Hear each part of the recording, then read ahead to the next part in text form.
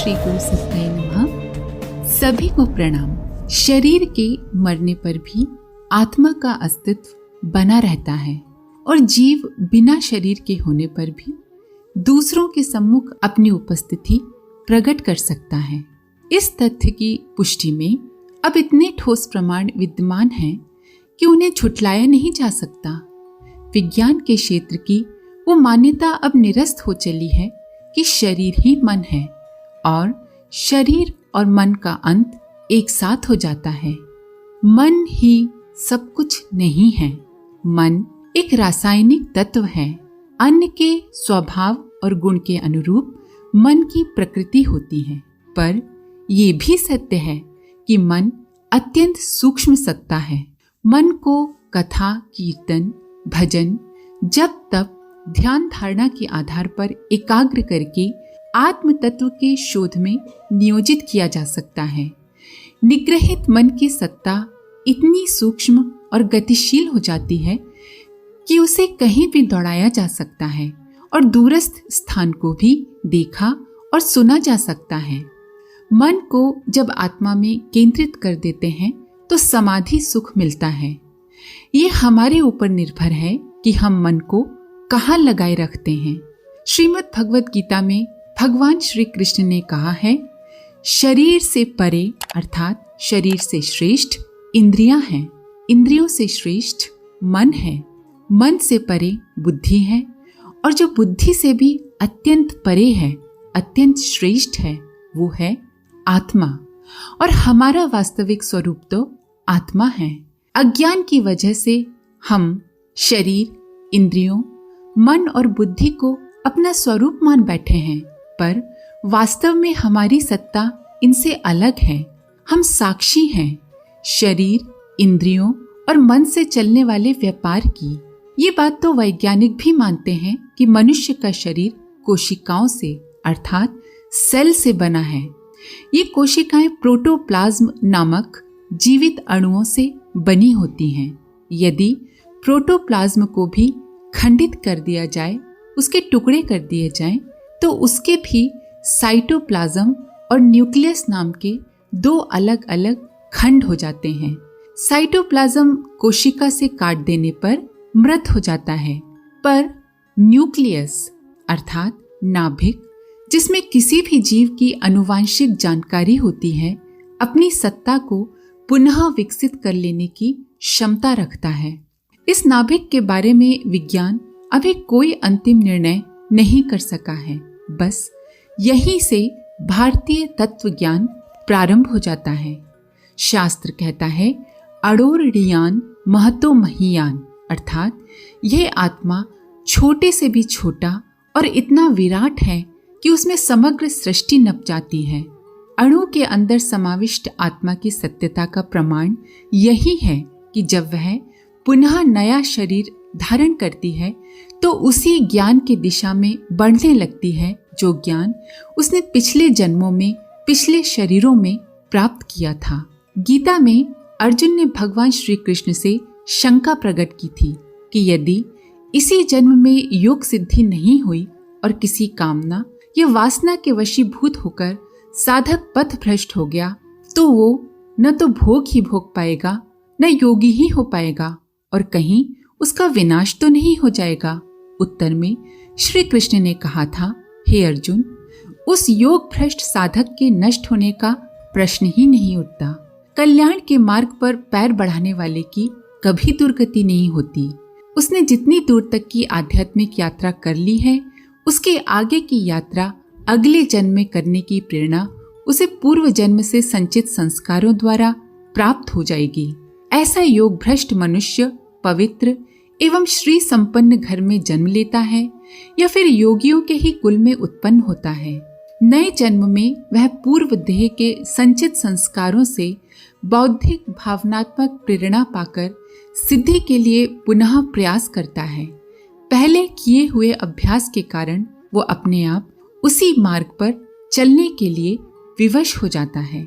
इस प्रकार जीवन का प्रवाह अविच्छिन्न गति से आगे बढ़ता रहता है। नाश सिर्फ शरीर का होता है। उस शरीर के माध्यम से आत्मा जिन अनुभवों, गुणों, विभूतियों तथा जानकारियों को संचित करती है, वे सूक्ष्म तथा कारण शरीर के साथ संस्कार रूप में जुड़कर आगे के जन्मों में भी काम आते हैं तथा व्यक्ति के जीवन को प्रभावित निर्देशित करते हैं। कौशितकी ब्राह्मणोपनिषद में कहा गया है कि आत्मा को जाने बिना मनुष्य का कल्याण संभव नहीं। शास्त्रकार का कथन है कि जब तक आत्मा को नहीं जान लिया जाता, सारा ज्ञान निरर्थक है। यथार्थ सुख, शांति और बंधन मुक्ति दिलाने वाली तो आत्मा ही है। उसको जाने बिना मनुष्य शरीर और पशु शरीर में कोई अंतर नहीं रह जाता। तर्क और विज्ञान बुद्धि से प्रेरित कई प्राणी कहते हैं आत्मा का अस्तित्व संभव ही नहीं है, तो जाना किसे जाए। आत्मा नाम की कोई वस्तु इस संसार में है ही नहीं। इस मूढ़ मान्यता के कारण ही भौतिक आकर्षणों का मोह आज संसार में भयंकर रीति से बढ़ रहा है और प्राणी मात्र संकट, संघर्ष, अशांति, उद्वेग, निराशा, कलह, वैमनस्य के चक्रव्यूह में अंतर्द्वंद में चकरता ही जा रहा है। कौशितकी ब्राह्मणोपनिषद के पन्नों में आत्मा के स्वरूप और उसकी प्राप्ति के उपायों का विवेचन किया गया है, पर सर्वप्रथम तो आत्मा का अस्तित्व सिद्ध करना आवश्यक है। यदि बुद्धिजीवी लोग श्रद्धा परायण आत्मा को जानने के इच्छुक नहीं, तो प्रमाण परायण आत्मा के अस्तित्व को स्वीकार करने में तो झिझक और हिचक नहीं होना चाहिए। प्रमाण, तर्क और वैज्ञानिक तथ्यों की भी कमी नहीं है। वैज्ञानिक धारणा के अनुसार कोई भी व्यक्ति जैव द्रव अर्थात बायोफ्लूइड के सक्रिय परमाणुओं या एक्टिव एटम्स का समूह होता है। ये धारणा करोड़ों वर्षों के जीव विकास क्रम अर्थात इवोल्यूशन की पुष्टि करती है। ये सक्रिय परमाणु सारे शरीर में अनुभूति और मस्तिष्क में केंद्रित होते हैं। इतना सब जान लेने के बाद विज्ञान अपने आप से प्रश्न करता है कि इन परमाणुओं की संरचना, गति और अनुभूतियों को रचने वाला, प्रेरणा देने और ग्रहण करने वाला कौन है? और यहाँ विज्ञान के पास कोई उत्तर नहीं है, पर अध्यात्म के पास है। भारतीय दर्शन यहीं से अध्यात्म की शुरुआत मानता है और कहता है वह आत्मा है। आत्मा, उसे ही जानने का प्रयत्न करना चाहिए। शाश्वत सुख हमारे जीवन का लक्ष्य है और आत्मा उसका केंद्र। इंद्रियां उसके विषय मात्र हैं। इन विषयों को लक्ष्य न बनाकर आत्मा को जानने का प्रयत्न करना चाहिए। आत्मा की चैतन्य सत्ता के प्रतिपादन के साथ ही यह स्वाभाविक प्रश्न उठता है कि मृत्यु के उपरांत आत्मा की गति क्या, कैसी और कहाँ होती है।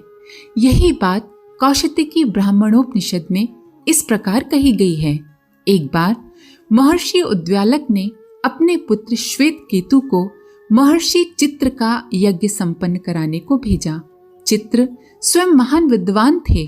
उन्होंने श्वेत केतु से जीवात्मा की गति संबंधी कुछ प्रश्न किए, किंतु श्वेत केतु से उन प्रश्नों का उत्तर नहीं बन पड़ा। उन्होंने कहा, हमारे पिताजी अध्यात्म विद्या के पंडित हैं, उनसे पूछकर उत्तर दूंगा। श्वेत केतु पिता उद्व्यालक के पास आए, सारी बात कह सुनाई। महर्षि चित्र ने जो प्रश्न किए थे वे भी सुनाए, किंतु उद्व्यालक स्वयं भी उन बातों को नहीं जानते थे। इसलिए श्वेत केतु से बोले, तात, तुम स्वयं चित्र के पास जाकर इन प्रश्नों का समाधान करो।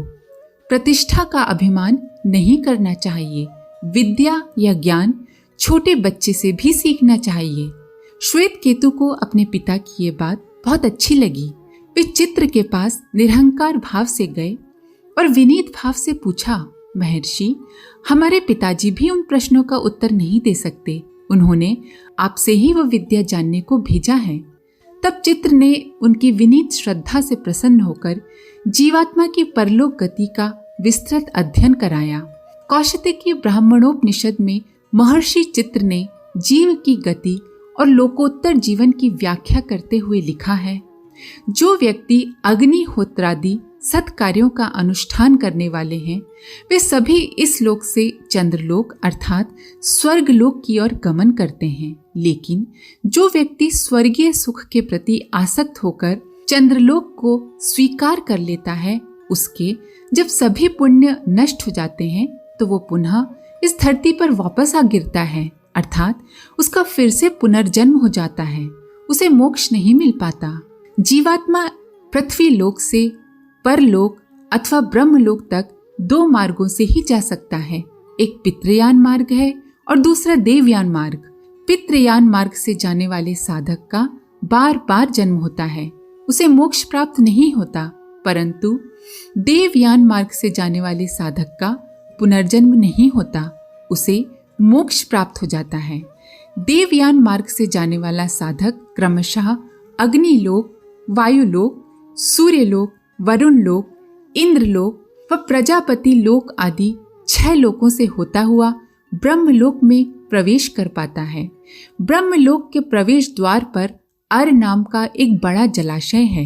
ये जलाशय काम, क्रोध, मोह आदि शत्रुओं द्वारा निर्मित है। यहाँ पल भर का भी अहंकार और काम, क्रोध, लोभ आदि का बंधन साधक के सभी पुण्यों को नष्ट कर डालता है। इष्ट की प्राप्ति में ये जलाशय सबसे बड़ी बाधा है, परंतु जो इसे पार कर लेता है वह फिर पावन विरजा नदी के किनारे पहुंच जाता है। आगे इल्य नामक वृक्ष आता है। पृथ्वी का एक नाम इला भी है। यहीं पर अनेक देवताओं के सुंदर उपवनों, उद्यानों, बावड़ी, कूप, सरोवर, नदी और जलाशय आदि से युक्त नगर हैं, जो विरजा नदी और अर्धचंद्राकार परकोटे से घिरा है। इस उपनिषद में एक अत्यंत सुंदर रूपक बनाकर देवयान मार्ग से ब्रह्मलोक तक पहुंचने का मार्ग दिखाया गया है, जिसका निष्कर्ष यही निकलता है कि साधक साक्षी भाव से दिन और रात को देखता है, काल की गति को भी देखता है, पाप पुण्य को भी देखता है, परंतु उनमें लिप्त नहीं होता। उनसे दूर रहकर ही वो ब्रह्म को प्राप्त करता है। काम, क्रोध, लोभ, मोह और अहंकार साधक की मार्ग के बाधक नहीं बनते। इन आख्यानों को आज का प्रबुद्ध समाज मानने को तैयार नहीं होता। उन्हें काल्पनिक होने की बात कही जाती है। संभव है उपरोक्त कथनों में जो नाम प्रयुक्त हुए हों वो काल्पनिक हों, पर आज का विज्ञान ये तो स्पष्ट मानने को तैयार हो गया है कि पृथ्वी के अलावा अन्य लोक भी हैं। वहां भी नदियां, पर्वत, खड्डे, जल, वायु, ऊष्मा आदि हैं। मंगल ग्रह के चित्र में कुछ उभरती हुई रेखाएं दिखाई दी हैं, जिनके नहर या सड़क होने का अनुमान लगाया जाता है। अन्य लोकों में भी जीवन की संभावना है, ये बात तो विज्ञान भी मानता है। ये हम सब जानते हैं कि पदार्थ समान परिस्थिति के अणुओं से मिलकर बनता है। अणु ही शरीर रचना के आधार होते हैं।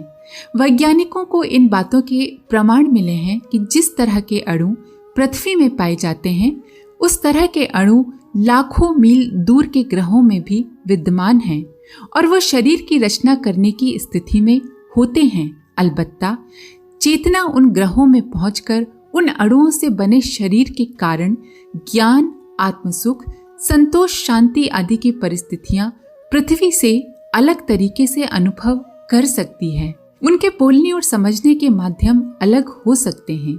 शरीर की आकृति भी भिन्न हो सकती है। ब्रूनो इटली के दार्शनिक, गणितज्ञ एवं खगोलवेत्ता थे। वे कहते थे, असंख्य ग्रहों पर जीवन का अस्तित्व है, जहां जीवन की अभिव्यक्ति अलग अलग रूपों में है। किसी ग्रह के निवासियों के 5 हाथ, किसी के 7 और किसी के पांव नहीं होते। कहीं दांतों की आवश्यकता नहीं होती तो कहीं पेट की। आकृतियां कहीं कहीं तो कल्पनातीत भी हो सकती हैं। पृथ्वी अनंत विश्व में एक छोटे से कण के बराबर है और ये सोचना बड़ा ही हास्यास्पद है कि केवल पृथ्वी पर ही बुद्धि वाले जीव रहते हैं। बाद में कई लोगों ने ये स्वीकार किया कि ब्रह्मांड के ग्रहों में जीवन है।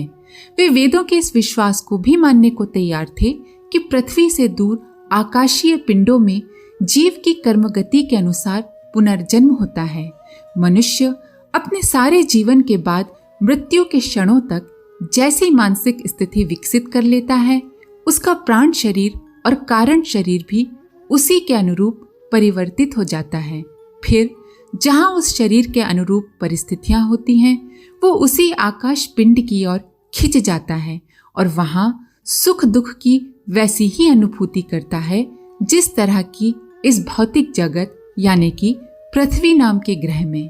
अब इस मान्यता का खंडन करना संभव हो गया है कि अन्य ग्रहों की तापमान की स्थिति में प्राणी का रहना संभव नहीं।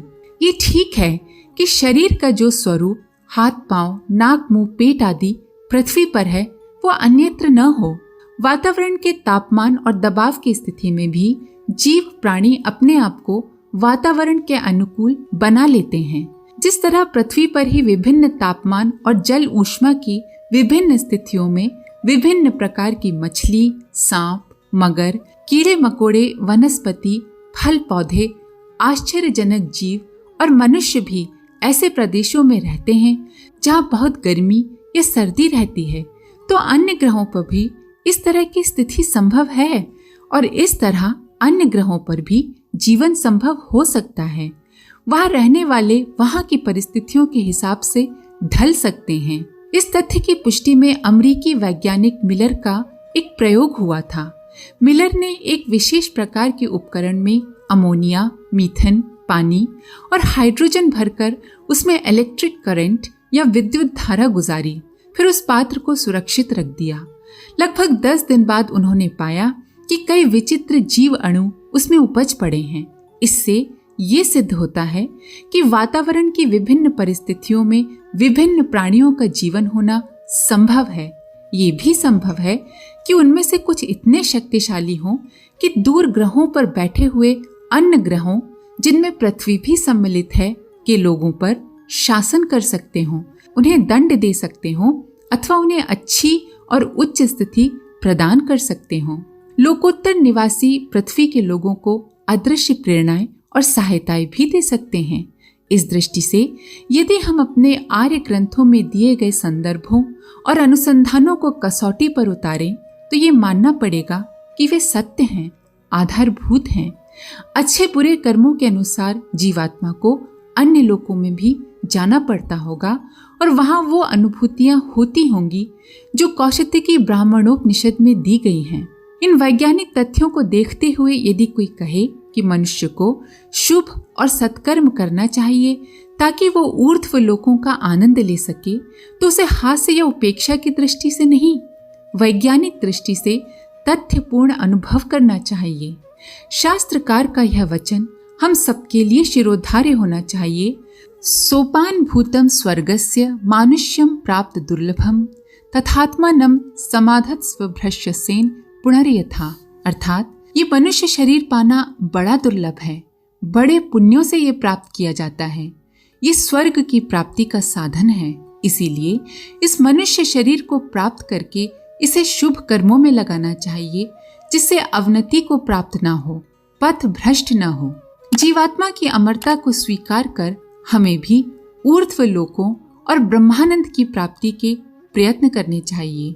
सत्कर्मों द्वारा आत्मा को विकसित करना उसका सर्वोत्तम और सरल उपाय है। मरणोत्तर जीवन एवं पुनर्जन्म की वास्तविकता को समझकर निरंतर चेतना को ऊर्ध्वमुखी बनाने का प्रयास करना ही उचित एवं आवश्यक है। मनुष्य जन्म की सार्थकता इसी में है।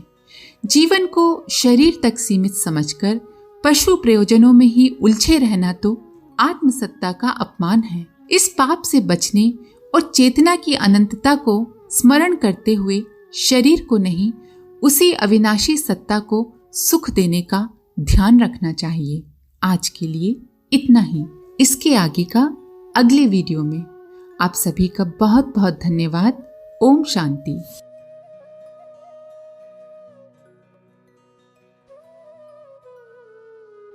हमारे YouTube चैनल को सब्सक्राइब करें और बेल आइकन को दबाकर ऑल पर क्लिक करें ताकि आने वाले सभी वीडियोस की नोटिफिकेशन आपको मिलती रहे।